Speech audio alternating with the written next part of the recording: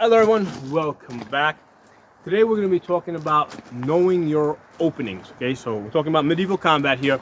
And this can also apply to other martial arts forms besides medieval combat, but specifically we're going to be talking about medieval combat, and we're going to be covering the three main forms: sword and shield, two-weapon, and two-handed weapon. Okay. So it can be, let's say, any sword and shield. I don't care if you got a large shield, a medium shield, a buckler. Basically a sword in one hand, some type of a parrying device in the other hand. Two weapon. I don't care if you got two swords, two axes, a sword and an axe. You got two weapons. And a two-handed weapon. Again, I don't care if you got a great sword, a pole arm. Anything that you hold with two hands. Okay, so that's a two-handed weapon. So I'm going to start off with sword and shield, and I'm going to use a large shield. Okay?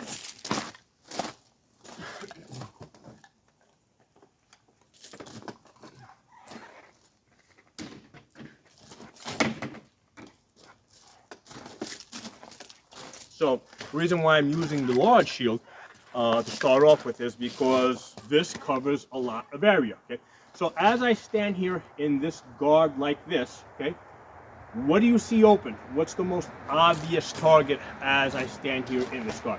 Well, the most obvious target, right, is going to be my low leg, right? So this leg over here is the most obvious target. And as a sword and shield guy that fights with this, with this form, I have to know it. I have to know that that is open. Okay. Now, the next thing is, okay, what are the next most open targets? Okay, so as I stand here, right, it looks like there's not much else available, but if I can turn a little bit to the side here, you can see I got a big opening here on the side, and if I turn a little bit to the side here, you can see there's a big opening over here. Okay, so just by moving 6 inches one way, 6 inches to the other way, right, from here to there, or from here to there, all of a sudden you've got a very open area. Okay, as a sword and shield guy, I have to be aware of those gaps. Now, that's just standing here, okay? So let's say I throw a shot, okay? So if I swing, right? So let's say I swing to the leg, okay? What's opening, okay? So, because here in this position here, the sword is blocking this area here. As I swing to the leg, I'm opening this area over here.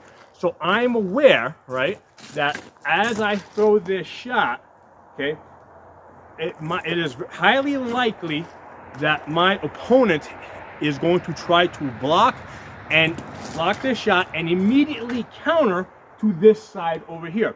So as I throw this shot, I'm basically bringing that corner over, okay, in anticipation that they're going to throw into the opening that I have created, okay? So same thing here, if I attack, let's say, to that side, okay, what openings have I created, okay? So, my arm is opening up a little bit on this side. My armpit is opening up. Now, you may not see that there, but again, if you go 6 inches to that side, I got a huge gap there, okay? The other thing that's happening is as I'm attacking this way, I'm also opening up on that side, okay? So, as I'm, what attack am I making? What opening am I creating? Okay, and I have to assume that my opponent is aware of that he's good enough to know that, and he's going to immediately counter to that area. So if I'm attacking here like this, right? Let's say I'm going into an armpit, right? So I'm attacking into an armpit, my opponent is most likely going to attack, let's say, my arm up here, or they may go to the side, step a little bit to the side, and attack that area. So as I attack there, right, my immediate action after that is to immediately come back, right? I need to come back and close that opening that I have created, that I am sure that my opponent is aware that I created. And now, I have to assume that he might block it. And now it's a race to get back to the opening. So who's going to come back here first? Me to cover it up, or him to throw it, okay, to attack that area. So let's talk about the most obvious opening that you see with a sword and shield, which is my low leg, okay? So low leg, how am I going to block that? Well, there's, again, different shields, different ways to do it. With this type of a shield, what I'm going to do is I'm going to drop that that corner, and I'm going to bring it out a little bit to close that angle. So by dropping it and bringing it out, right, it's kind of that cone of defense that works with the buckler. So with the buckler, as I hold the buckler here, right, in front of you, right, you can see how much it covers. Well, as I extend it, right, you can see how much it covers, okay? So I'm doing the same thing with that bottom corner there. Okay. I'm dropping that corner and slightly sticking it out, right? I don't have to go a whole lot. With this type of a shield, you're not going to move it a whole lot because it's big and heavy, so the movement is going to be minimal. So as I'm dropping to cover that leg, what am I opening up, right? I'm dropping, I'm opening up here somewhere. Well, now I immediately have to come up here, because the assumption is that might be a fake, okay? So he's going low and then coming up high, right? So he's going to do something like that. So the assumption is that he's trying to bait me to go low, so I have to cover that and then go to the opening that I have created. Now, there's different ways to block that. I mean, one option might be to just slip the leg, right? To basically just bring the leg back. And that's fine. It doesn't matter which way you block it, as long as you know that opening is that there's an opening there, that your opponent is aware that there's an opening there, and they're going to target it. Now, what your opponent will typically do is, if you're standing in a guard like this, all right, both of you know that leg is open over there. And if they shoot straight for that leg, I mean, I'm going to immediately do that, right? I'm going to immediately cover that leg. So, given that that's like the first thing on my mind, that's probably not what they're going to go for. Okay, what they're going to try to do is distract me. Okay, so they're here. Okay, they'll throw attack there, so they go there. So this is a distraction attack, so that they can attack that leg. Okay, so when you see that opening, okay, that doesn't mean that that's the first thing that you should attack, okay? Because they're aware that that's opening, and that's like the first thing that they're gonna go to block, okay? So as I stand in this guard over here, right, it looks like that's the only opening here, but if I turn a little bit this way, there's opening there. If I turn this way, there's a little bit opening there. So if I'm fighting another shieldman that has a similar shield, I want to attack that head, sidestep over here to get to that other opening there, step over here, and then eventually go to that leg, okay? Get them to forget about the most obvious opening by throwing a whole bunch of shots somewhere else, okay? Now, let me pick up another shield for a minute. So we said with this shield, I'm able to drop that corner down. With this type of a shield,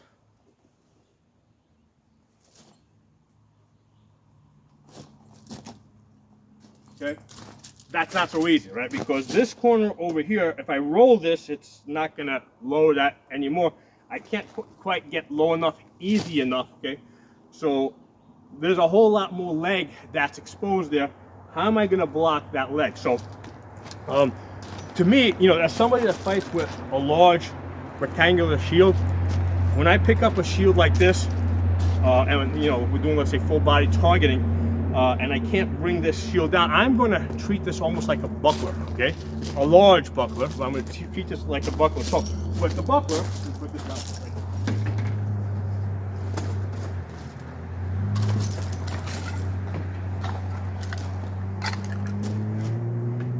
Okay. I'm obviously not going to get this low enough to block my low leg. So if I got a shieldman here, right? We got shield, we got sword here, right? Right. As they stand here, right, in some guard up here, right? And most people are going to stand in some guard up here because they can attack there, they can attack there. They got the most amount of options, right? So all my attacks, whether they go here, here, here, they're all coming through this area. So there's a concept here of, do you block at the source or do you block at the destination? Okay, so the source is, let's say, with this shield over here, somebody's, let's say, throwing to my head. okay, I'm not going to reach out to block at the source. I'm going to block this at the destination, right? I'm going to keep my shield close to me, right, and block it, right, at full, as the sword comes out, basically move that large shield just a little bit to block. And with the large shields, we kind of have to move them a little bit because they're heavier, and the more you move them, the more energy you expend, the more tiring it is. So it's a lot easier to move this just a little bit, block the low leg like that, come back up. So that's as far as I really want to move this shield, right? This way I don't burn too much energy. However, with that type of a shield,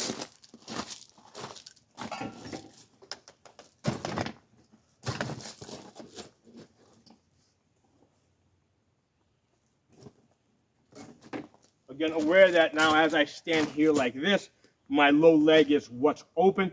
I cannot quite easily bring this, because if I roll this, right, like I did with the square, I'm not covering my leg. So this shield I'm going to kind of treat like a buckler, and what I'm going to do is I'm going to block at the source, okay? So I know that the sword is initiating back here, so as soon as that sword initiates, I'm going to, if they're close enough to reach my leg, because here's the thing, at here, right, I can reach head, can't reach leg, okay? So at this distance here, right, we can't reach each other's leg, so that, no issue. I don't need to worry about that, unless they basically step forward, they're not going to be able to reach my leg.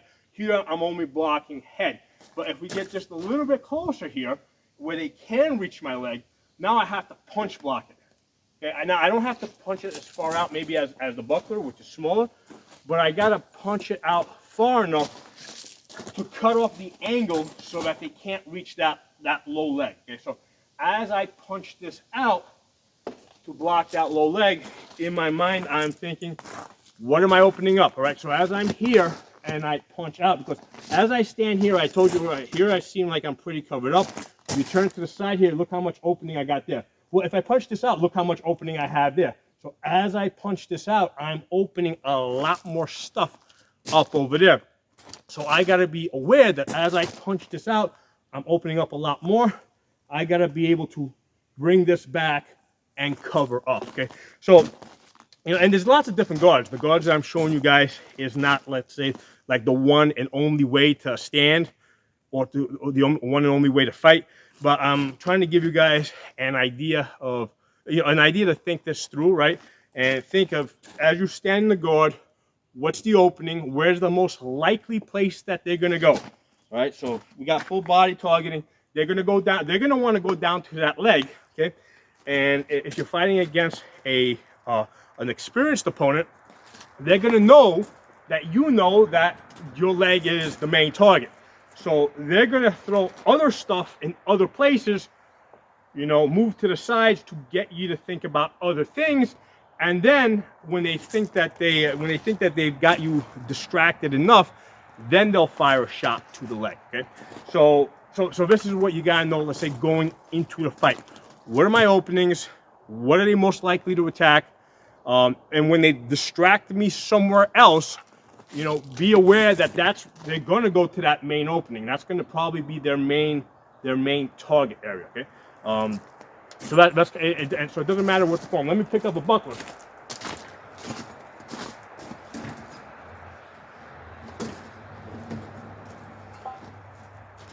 Okay, so here I got sword and buckler, okay?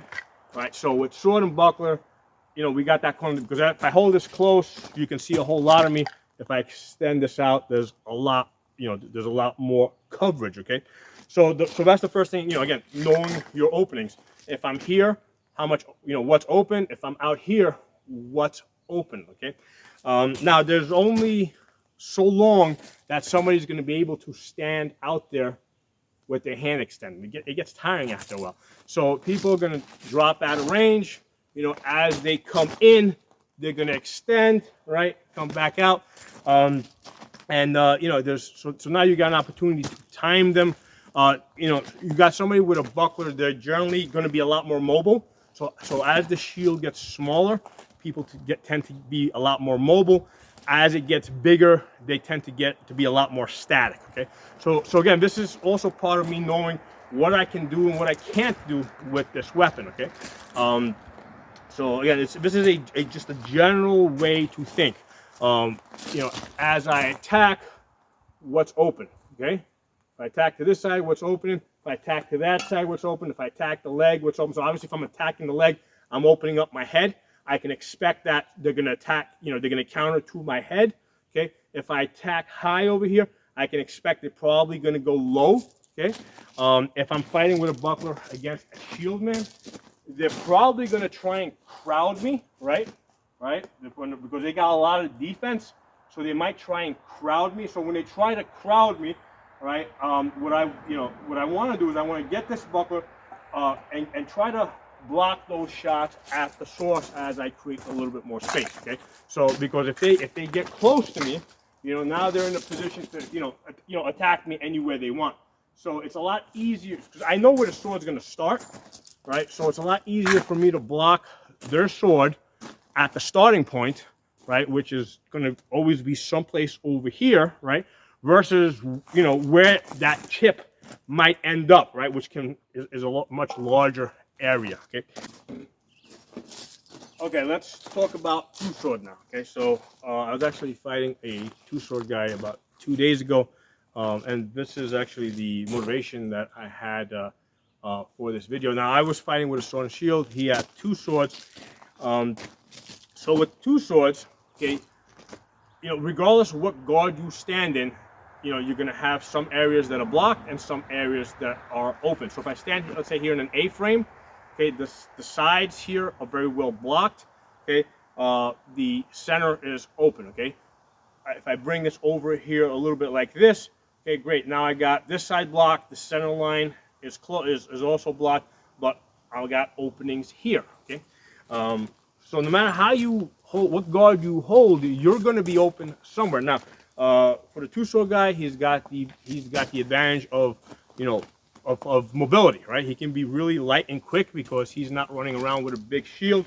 And as a two-sword fighter, right?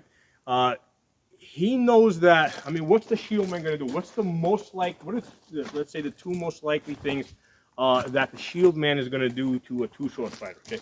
Well, one thing is just basically, since there's so much open over here, to stand at either at distance or at medium range and snipe, right? Try to come, you know, hit the arms, because remember, even though my arms are blocked, if the shieldman can get just a little bit to the sides here, well, now there's an opening there, right? Or if you get a little bit to the side there, there's opening there. So just if the shieldman can move left or right just a little bit, right, about 6 inches, all of a sudden those arms are open, okay?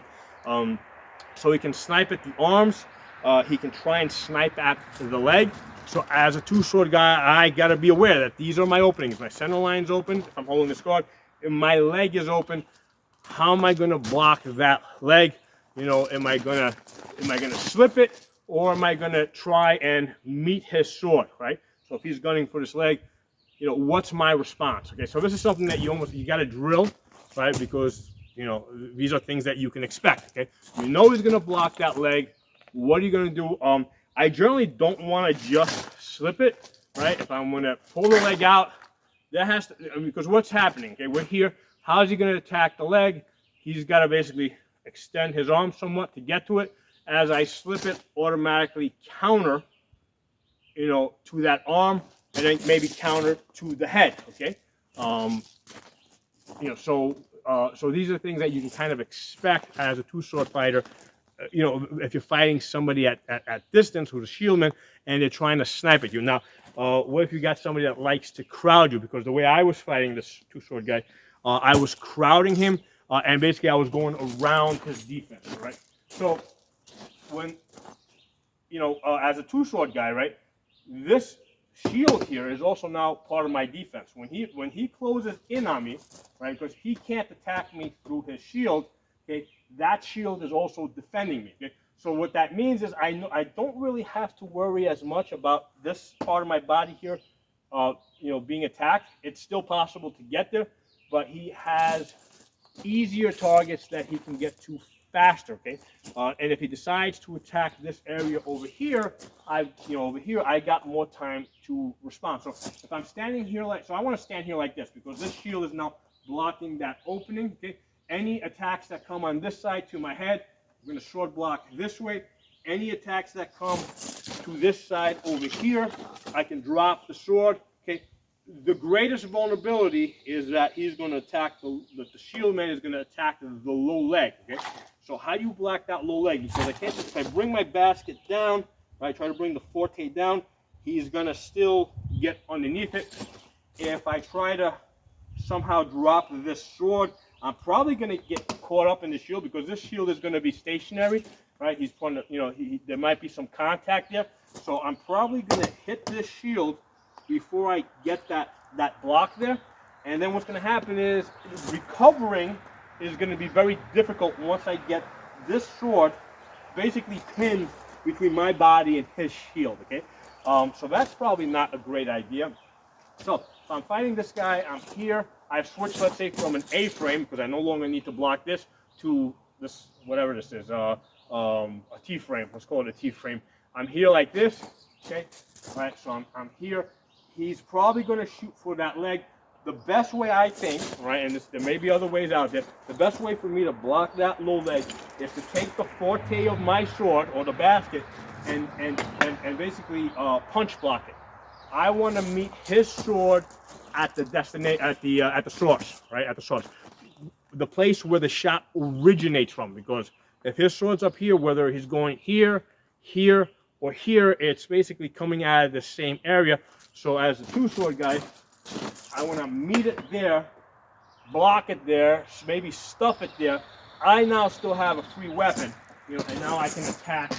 You know, now I can basically get to the side and attack other areas. Okay, so that's the main thing that we were discussing, because I kept basically eating up the leg, right? I would basically crowd him and then get to that low leg, and we're trying to think of ways to block what is an obvious attack for me, right? As a shieldman, going after a two-sword guy, especially when I've closed in, because again he's blocked here.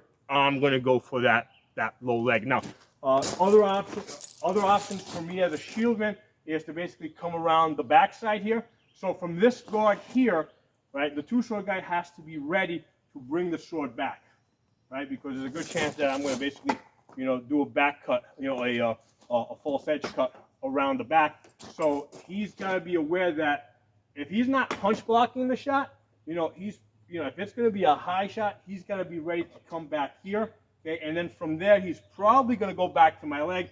So I got to be ready as a two-sword guy to follow him back and stuff that shot, which is most likely going to go to the leg. Because what the shield man is most likely going to do, okay, to this two-sword guy, he's going to basically throw that wrap to the back to get that defense up high, and then immediately throw it to the leg, okay? And it could be a double wrap up there, wrap over here, right? So he's trying to get around that defense. So the only way that the two-sword guy is going to be able to block stuff up here is either to punch block it, okay? If it's a high shot, he's got to come back here and anticipate the possible leg through a punch block, right? He's going to have to punch block it, get that, basically stuff the other weapon with his sword when they've closed in, and then use the free weapon to attack somewhere else, okay? So again, and now this is a formula. This isn't the one and only way to do it. This is a formula to figure out what's going to work for you, okay? Figure out what your openings are when you're standing in guard. What are your openings when you're at distance, right? At your max range, right? So here I'm at max range, right? There's a max range. So what are my openings there? So at this max range, right? He's basically got to beat my sword to the side. At medium range, what are my openings? Now he can pretty much get to all of my body. It's a little hard to get behind my head or to my backside, right? So basically all my defense is to the front.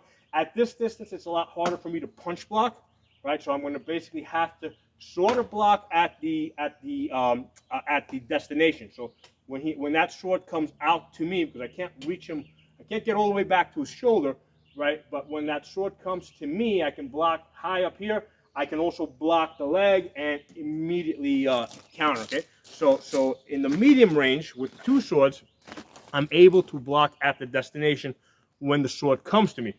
In the close range up here, I'm not going to be able to block my low leg unless I punch block it, stuff that sword, okay, and then immediately counter. For the two-sword guy, right, who's basically, as a two-sword guy, you got a lot of offense, okay, not a whole lot of defense. You got a lot of offense. So these aren't, you know, one of the things I heard a while ago, don't think of these as two skinny shields, okay? These are two swords for killing people twice as much, okay? So for the two-sword guy, if you're not in the process of killing your opponent, you're about to die, okay? So you gotta be on constant offense, because offense is your business as a two-sword guy. You gotta be killing. If you're not killing, you're dying, okay? So let's talk about a different form. All right, so we're going to talk now about a two-handed weapon, okay? And it doesn't matter so much whether it's a polearm or if it's a two-handed sword, okay? Same concept. As I stand here like this, okay, I want to be able to guard that center line, okay? The sword is also my shield. I cannot attack in such a way that leaves me open, okay? So what I can't do is, let's say, just attack, stand in the medium range, attack at his legs, leaving my head open, because if he moves that shield to block that leg, okay, he's just gonna kill me with that sword that he has free. So I have to attack in such a way, okay, that I'm blocking while I'm attacking. Now, again, this goes back to knowing your openings. And with this, what are my strengths? What are my weaknesses? Well, one of my strengths with this is a lot of strength. I got a weapon here that I can use two hands on. That gives me a lot of power to manipulate the other person's weapon, which he only has one hand on. Okay, so that's an advantage of this. The disadvantage is that I have to attack defensively. Okay, so what is this person here most likely to do on me? Okay, what is they most likely to do? The most likely thing that they're going to want to do is basically, run me down, get this shield on my hands so that I can't swing this weapon. Okay, it's a very simple concept, right? You can't swing this very well if there's a shield on your hand, right? You're not going to be able to swing this with enough force. Okay. So that is what the shield is most likely to do to me, okay? So, again, now this comes, again, back to knowing your openings. Where am I open, right? So he wants to come in, stuff me here like this, and then he's free. Where's he going to attack me? If he stuffs me like this, right, the most likely, because, again, the shield is protecting this side of my body. His shield is protecting my side of the body. The most likely place where this sword is going to go is someplace on this side over here, right? Or this side over there. So that's something that I can anticipate. Okay? So with that information in hand, knowing what he is most likely to do, okay, he's probably going to throw some shot at me as he comes in, right? Because it's pulling a distraction shot, because he knows I know what he's going to do, right? He's gonna run me in. He's going to throw some shot.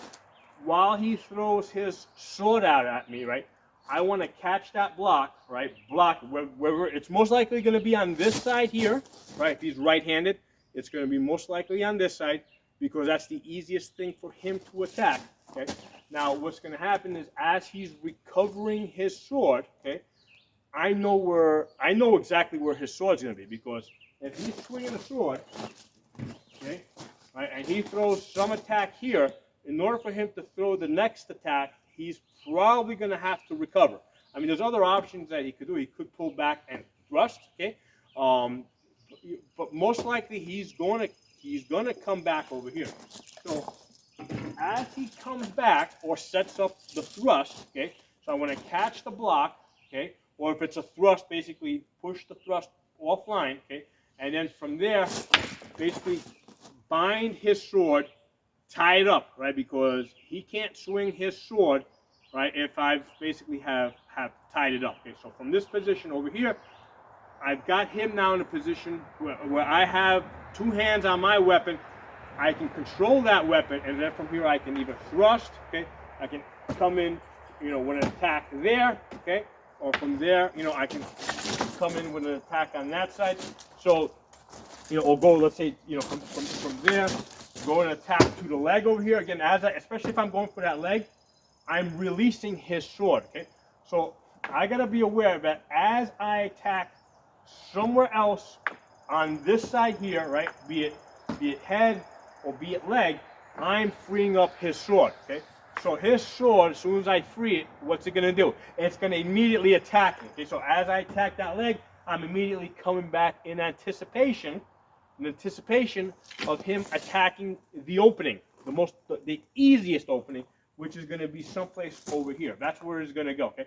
So as he recovers his sword, I want to tie it up. Now it is a bit harder, but if I'm able to bring his weapon over and push it over, this is tied up so I can't do it. I'm able to push this over and attack like that. Now, you know, his sword, I'm able to attack him, and at the same time his weapon is pressed up against his shield. So I have now the convenience of having his sword and shield locked up on that side. I'm blocked over here, right? And I'm able to I'm able to attack him. Okay, so from here, what's going to happen? What am I going to do? And what am I going to open up? Okay, so and the fight goes on from there, right? But that's the general idea. You know, as I stand like this, where's my strongest defense? Where am I weakest? Okay, so from here, if I'm fighting right-handed, my strongest defense is going to be pushing to that side over there, right? That's a much easier block to this side. If I'm fighting another polearm, let's say there's a polearm now, right? No shield here. That's a polearm. Anything that he throws here, okay, it's easier for me to block. If he's able to attack me on this side, I have a lot more open here. And the reason for that is if I'm fighting this right-handed, okay, you know, I can easily move this back and forth, but if I bring this all the way over here, you can see how this is covered. This is still open. So from here, in order to block this area, I need to cover all the way over here. So this is my weakness as fighting with a polearm. Okay, I know that this is my weakest area. This is the area that another right-handed fighter or even a left-handed fighter is going to attack. Okay. And the best way for me to block it, or one of the ways for me to block it, is to bring the entire shaft over, okay? Now, as I bring the entire shaft over, it's a lot harder for me to attack this way because now I got to cross my arms, but it's a lot easier for me to attack with the butt spike, okay? So, you know, again, as I you know, take this defense over here, what's available to me now? What's easy? What's hard? Okay, so crossing the arms tends to be a harder shot. Okay, hitting with the butt spike tends to be an easier shot. Now, which is not to say that crossing the arms to attack is not a bad shot. Okay, it's just a little bit slower, and you got to practice it a little bit more. Okay, so what this comes back to is this is a video not about specifics. This is a video to kind of make you think about certain things about as you stand in any guard, okay, with any weapon or any weapon, you know, with any weapon form, whether it's sword, shield, two-sword, or two-handed weapon. You know, as you stand in that guard, what's open? What's the easiest thing for them to attack? Okay, and when you attack, what are you opening? Okay, so from here, if I'm attacking to this side, of course, if he's a right-handed fighter, you know, I'm making a very strong attack into a very strong defense. Okay, okay. If I try to go to their weaker side, right? Let's say like this. Okay, now I'm attacking a less defended area, but I'm also making a much more difficult attack where I'm crossing my arms. Okay, which again opens up certain things. So these are things to think about with regardless what form you're fighting. Okay, yeah. As you stand the guard, what's open? What are they most likely to attack? Okay, when you go to block that thing, that quadrant that is most open, what else are you opening up? Because that's the next place they're going to go to. Or if they're attacking you somewhere else, be aware that it is most likely to attack the place that you thought was originally open. Okay, and you can just go through this with all the different weapon forms And you know, it's a puzzle, you know, basically, because this is like a constant back and forth now between two people that are fighting. Okay? That's why it's fighting, because as one person, you know, especially if you got people, as people fight more and more, they get better at knowing what their openings are, how to block those openings. So now the other people have to figure out better ways to attack them. Okay, better ways to trick them. One of the things I tell people is that all advanced fighting is about deception. Okay, it doesn't matter whether it's two men fighting or two armies fighting. Okay, it's about tricking the other guy to open up somewhere so that you can attack him. Okay, so drop some comments below. Let me know what you guys think. I'll talk to you all soon.